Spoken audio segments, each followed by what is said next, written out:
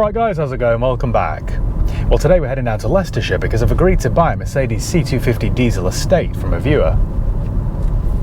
It's around a 2-hour journey, so I'm heading now to pick up my brother so that he can drive one of them back. I've decided to do this trip today in this 2013 Jaguar XJ. I actually sold this car to the previous owner a couple of years ago and he's just bought something else off me and traded this one back in.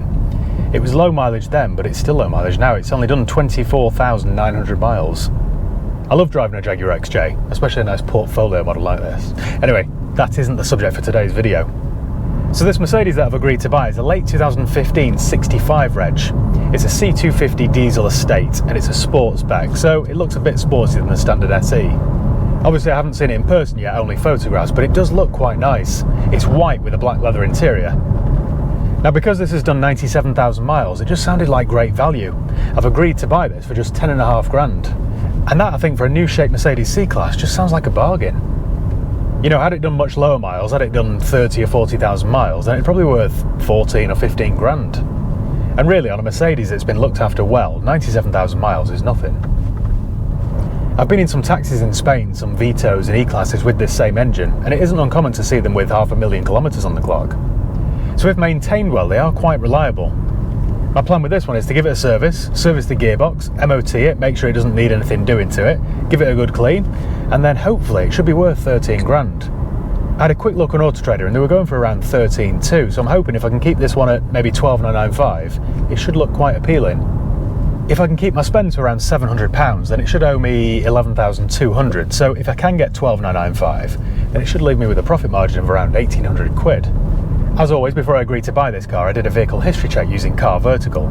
Now it's really easy to use. All you do is go to carvertical.com and type in either the VIN number or the registration number. In this case, it's Yankee Yankee 65 Foxtrot Lima Victor, and as you can see, it's all clear. It's never been stolen, written off, had a mileage rollback, or has outstanding finance on it. It's really important that you do one of these checks before you hand over any cash. You just don't know what you're buying. It isn't expensive and it's cheaper still if you use my promo code. Use the promo code HIGHPEAK or click the link below in the video description and you'll get 10% off each and every vehicle check that you do. Right, let's head down to Leicestershire. See you there. Right, well, 4.5 hours later, we're back. I'm quite impressed with it. Going there, I went down the M6 toll that way, and then coming back, I went up the M1 and then over the tops at Chesterfield. So I've done the full loop, really. I don't want to speak too soon and jinx it, but I think it was worth the trip. I stopped and put £50 worth of V-powered diesel in it because the fuel light came on, and also when I first started it, the amber battery warning light came on. Now the seller assured me it was just because it had been sat there sitting for a good few days, and sure enough, after about 10 minutes, it's gone off and hasn't reappeared.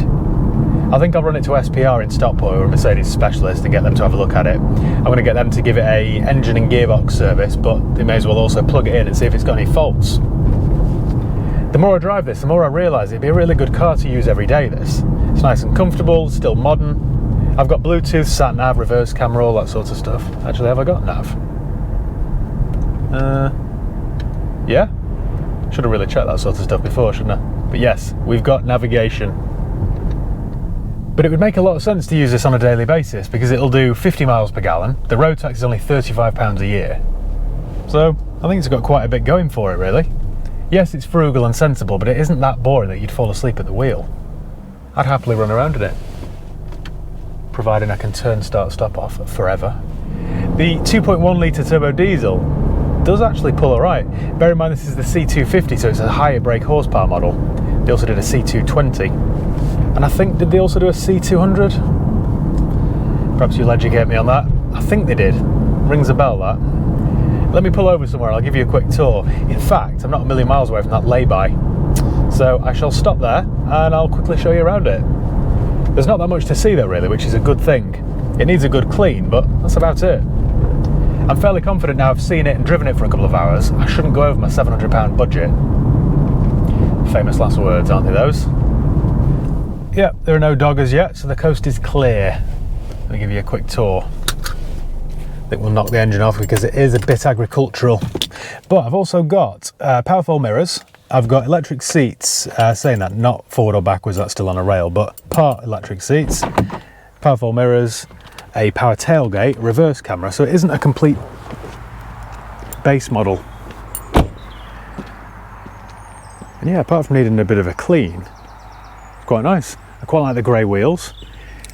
The tyres are all Pirelli on about 5 or 6 mil of tread. There's no privacy glass, which I like. Pirelli on the front there, and the brake discs look okay. Again, that's on about 5 mil. It's got the LED lights, so you just get one strip sort of diagonally. Let me see if they'll come on. Do they come on? No, they don't. Anyway, you'll have to take my word for it. But it's quite a good looking car, isn't it? And plenty of dead flies after my journey back. Same on that side, on about 5 mil I would say. There are no dents. It's quite straight down the panels. I think I'm onto a winner here. Like I say, it just needs a good old clean. No sunroof, which is a bit of a pity, but yeah, another one at 5 mil.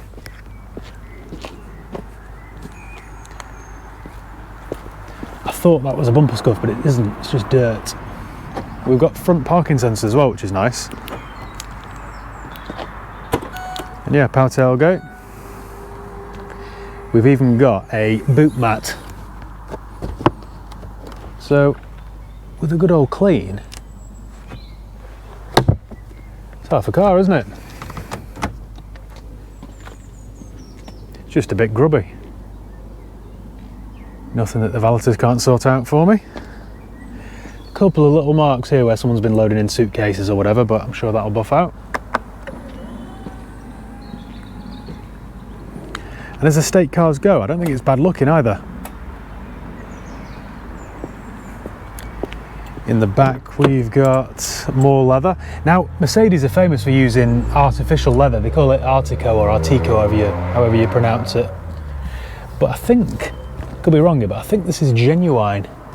It certainly feels thicker than the Artico stuff. Got some pop out cup holders here, which has instantly won me over. Some McDonald wrappers. Yeah, as a sensible family car, it's not bad, is it? Not bad. The leather isn't all worn. Yeah, and we've got the brushed aluminium rather than the, I don't know, wood or whatever. It's all quite nice. It's got that fiddly infotainment system like my Blue Merc, which drives me mad, but thankfully I'm quite used to it now. We've got heated seats, which are just up there on the door card. And yeah, locking wheel nut. So that is about it. It has done 97,981 miles. So I think I'm going to run this down to my mechanics. In fact, saying that, it's getting on. I'm going to run it back to the garage, jump in my car and go home. But tomorrow I'm going to run it to my mechanics and get them to start the work on it. So I'll catch up with you in a couple of days' time. Cheers, guys. And we're back, and the C-Class estate is now all done and ready, and actually sold. Let me explain what happened. After we last spoke, I advertised the car for $12,995 without any photos because I didn't have any. I tend to do this a lot with cars. I advertise them, usually with no photographs, whilst it's in prep, and then if I get a call on it, I just explain that it's currently having a service or it's having a bit of paint work or whatever the story is. Usually though, with no photographs, the phone doesn't really ring, or you'll get an annoying one saying, have you got any pictures of that car? Oh yeah, I do actually, I just forgot to put them up. No, obviously I don't have any pictures of the car. Bear with me a second. Anyway, unusually I did get a call on this straight away. And it wasn't what you'd call a local inquiry. No, it was actually the other side of the world. The guy that was calling was from Australia. The inquiry was from a British guy that's currently living in Australia, but he's moving back next week and wanted a car, and liked the sound of this one. I explained that it was currently being prepared for sale. I told him everything that I was going to do to it, engine service, gearbox service, all that sort of stuff, and I sent him a walk around video. A few hours later, in fact I think it was the next day with the time difference, he called to say, right, send me your bank details, I'll transfer the money over. And that was that. He paid in full and he's picking it up next week. And that occasionally happens. To be fair, it happens more and more now thanks to the YouTube channel, because people can see me, see the cars, see that I prepare them well, and there's a bit of trust there. So that's all great. I only wish they all sold that quickly. So that's the good news. The bad news is that I have slightly overspent. Firstly then, I took it down to SPR, who are a Mercedes specialist over in Stockport. I asked them to do an engine service and a gearbox service. They did that and that cost me £390. Then I picked it up from there and took it to my local garage for an MOT. I was expecting it to sail through an MOT without needing anything, but that wasn't the case. My mechanic called me to say, look, we're going to have to advise the rear brake discs and pads. They're a little bit low. They're okay, but we would have to advise them. So I said, no, I can't really have that. The guys bought it blind, just replaced them with new. My bill there was £308. Then when I went there to go and pick it up and take it to the valeters, I noticed that the driver's seat was slightly ripped. There were 2 tears on it on the seat base. It was quite a difficult one to see because to look at the seat, you wouldn't see them. You only noticed it when you put weight on it. And of course, when you put weight on the seat, you know, you're sitting on the seat, so you can't really see, but you could just finally see it on the edges. So I called my upholstery trimmer and he went down to the mechanics, whizzed the seat out and took it away for repair. 2 days later, he came back with the seat, screwed it back in, and job done. That was £120. But he's done a really good job. You'd never be able to tell which panel he's replaced. What else then? Oh yeah, after that I picked it up and took it to the valeters. Now that cost me £70 for a good detailed clean. And that was it then really. No horror stories, but like I say, I have slightly overspent. I think, I might be wrong now, but I think at the start of this video I said that I'd spend around £700. Like I say, I have gone slightly over that figure. What I'm going to do now then is park up somewhere and I'll talk you through exactly what I've spent and exactly what my profit is. Right, here we'll do then. I've got a white van man right up my backside.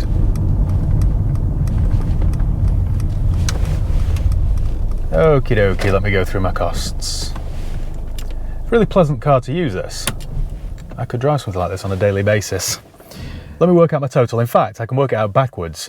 So I sold it for £12,995, less the £10,500 I paid for the car. Then we've got £70 for a valet, £120 for the trimmer. Oh, actually, let me show you this. So that's the old panel. So that's the seat base, basically. Whether it goes like that or not, I'm not sure. So the 2 rips, there's a small rip there and a small rip in the exact same place on the opposite corner. So like I say, you couldn't really, when it was just lay there like that, you couldn't see. But as soon as you applied any pressure, i.e. the weight of your backside, it would split. So anyway, I've had it replaced. Oh, there was also a little split there. That, though, I think the stitching's just come away from the leather. Anyway, it's been resolved. So where were we? Let me get my calculator out.